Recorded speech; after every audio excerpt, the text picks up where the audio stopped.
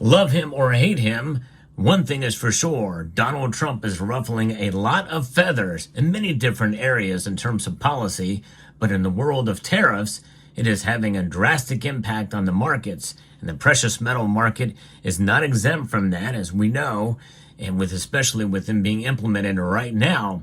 We're going to discuss not only how it affects the price of gold and silver, the real price, the price you pay, but also a larger strategic move that Trump could be making that some people feel is a genius move. We'll discuss it here as we explore.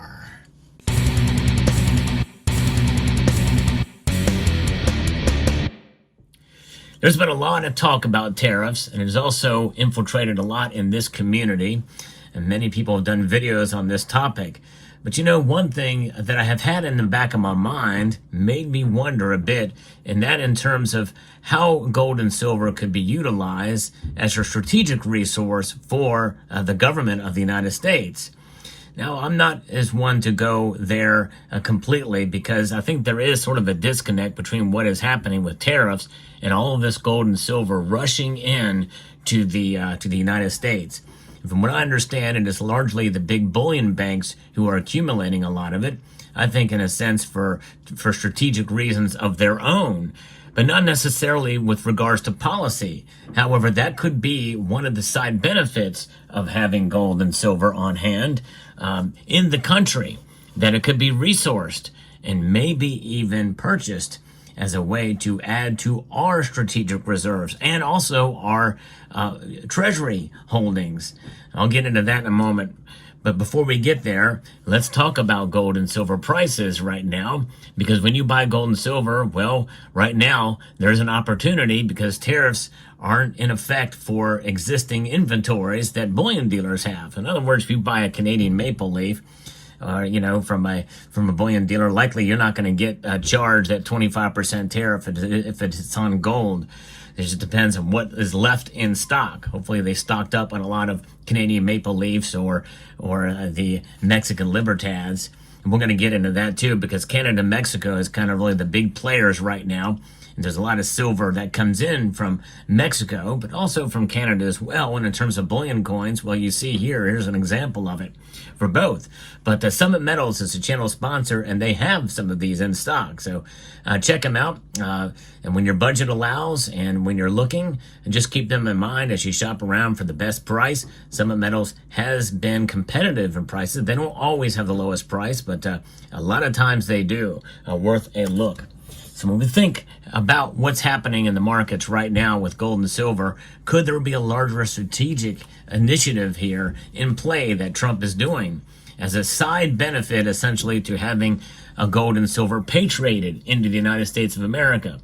Well, Josh Philip Fair, who is the CEO of Scottsdale Mint, recently joined the X platform, and I've been following him and keeping up with what he's been saying in some of this X posts, and also I think some of it has gone on YouTube as well too. Scottsdale Mint, as you know, is a highly respected mint here in the United States, and they just do a spectacular job with their products. Love what they do, and I trust a lot of what he says, Mr. Fair, if I'm pronouncing that correctly, because, well, he knows the inside. I think in a sense Scottsdale Mint is uniquely qualified in this area because they kind of follow through from all aspects, from mining to refining, minting, not only for the United States, but for other countries around the world too. Scottsdale Mint is highly respected. There's no question about it. So I take what he says very seriously. But I do wonder if some of this is something that is going to have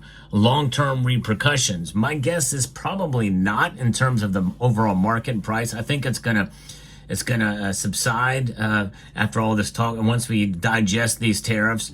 In other words, we have to look at the actual real price of silver and gold. Are we gonna pay 25% more for a gold eagle from Canada?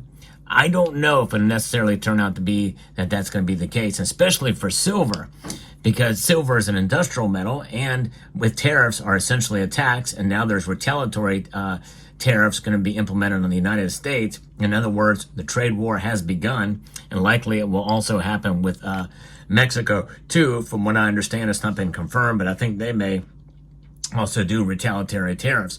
But the Mexican Libertad is a different animal altogether.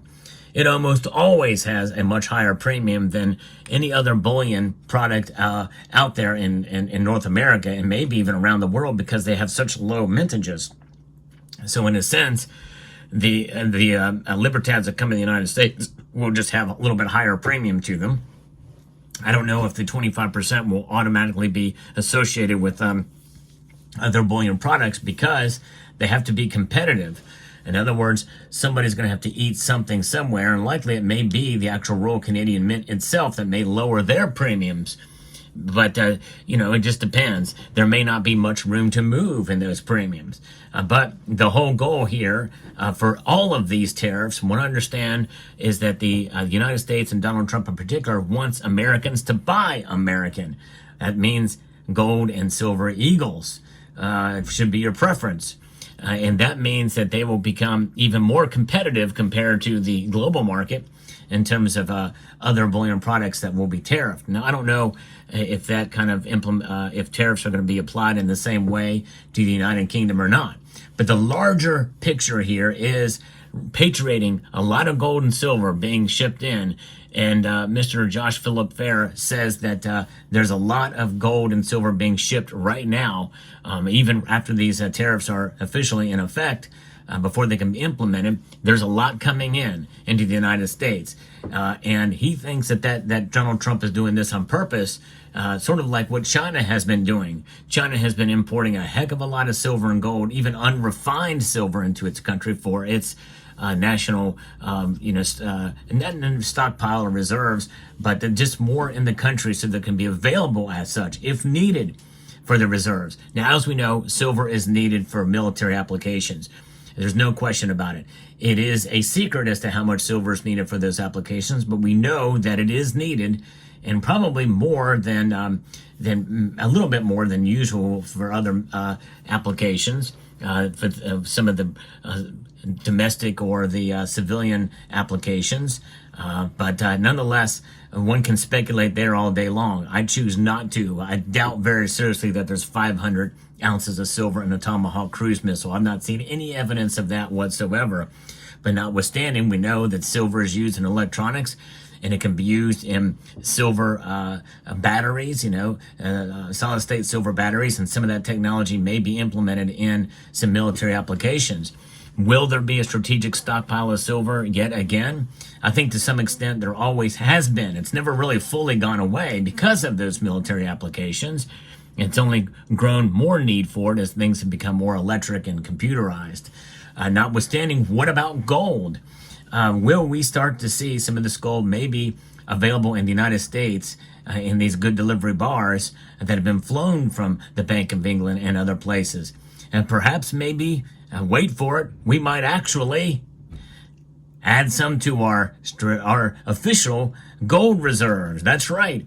The number is so easy to memorize because it does not change in years. 8,133 tons of gold is what the United States has that the Treasury holds, which is not the Federal Reserve. These big bullion banks are what have been accumulating these gold and silver holdings. Will they sell it to the Treasury? That is or some of it to the Treasury. It is quite possible that Donald Trump could be setting us up to add more gold to our reserves, which would be the first time that we've done it in years. And that would be groundbreaking, even if we added a few more tons here and there. And that would be a massive, massive big deal, because it would put attention to our gold reserves here in the United States, and the general public would have to take notice in a way that they haven't before.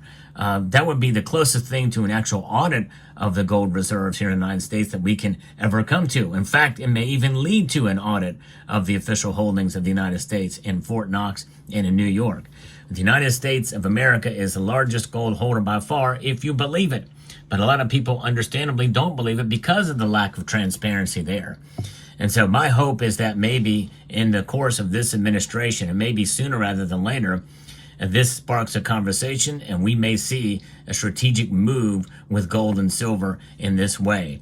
More silver that can be used for applications, and maybe even a strategic stockpile there, as there has been rumor that that Russia is actually adding silver to its reserves. Although I've not seen any hard evidence for that to be the case, but again, when you think about how much silver is needed for everything, including applications that the governments around the world are engaged in, it makes sense to have at least some sort of holding of it if it's not an official monetized asset like gold is.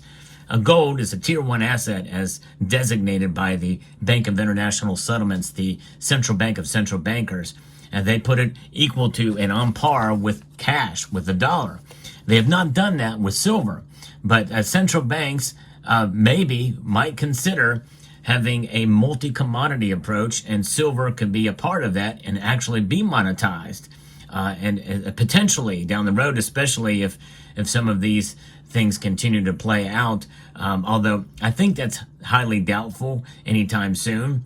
But you never know, as we see, as Russia really has kind of rocked the space of the world of precious metals with their talk of adding some strategic silver stockpile. So there you have it. Very interesting indeed.